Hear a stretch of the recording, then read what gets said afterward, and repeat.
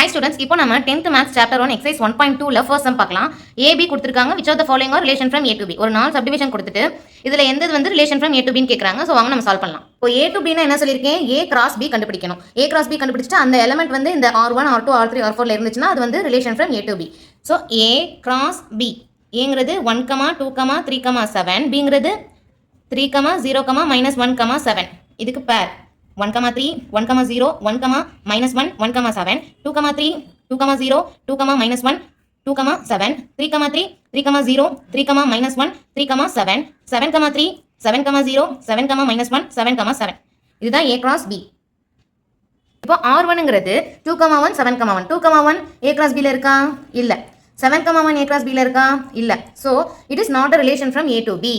இப்போ ஸ்டேட்மெண்ட் எழுதுங்க. இப்போ 2, 1 and 7, 1 is an element in R1. But 2, 1, 7, 1 is not an element in A cross B.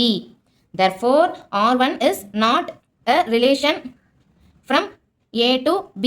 இப்போ second subdivision R2 என்ன கொடுத்திருக்காங்க? -1, 1. -1, 1 வந்து A cross B ல இருக்கா? இல்ல. 1, -1 தான் இருக்கு. -1, 1 இல்ல. So ஸ்டேட்மெண்ட் எழுதுங்க.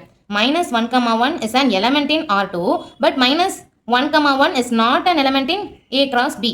Therefore, R2 is not a relation from A to B. இப்போ நான் A cross B எடுத்து எழுதியிருக்கேன். R3 என்ன கொடுத்திருக்காங்க? 2, -1, 7, 7, 1, 3. இப்போ 2, -1 A cross B ல இருக்கு. 7, 7 A cross B ல இருக்கு. 1, 3 also A cross B ல இருக்கு. So, R3ங்கிறது subset of A cross B. Therefore, R3 is relation from A to B. இப்போ R4 என்ன கொடுத்திருக்காங்க? 7, -1, 0, 3, 3, 3, 0, 7. 7, -1 இருக்கா? A cross B ல இருக்கு. 0, 3 இல்ல. 3, 0 தான் இருக்கு. 3, 3 இருக்கு. 0, 7 இல்ல. 7, 0 தான் இருக்கு. So 0, 3 and 0, 7 is an element in R4. But 0, 3 and 0, 7 is not an element in A cross B. Therefore, R4 is not a relation from A to B.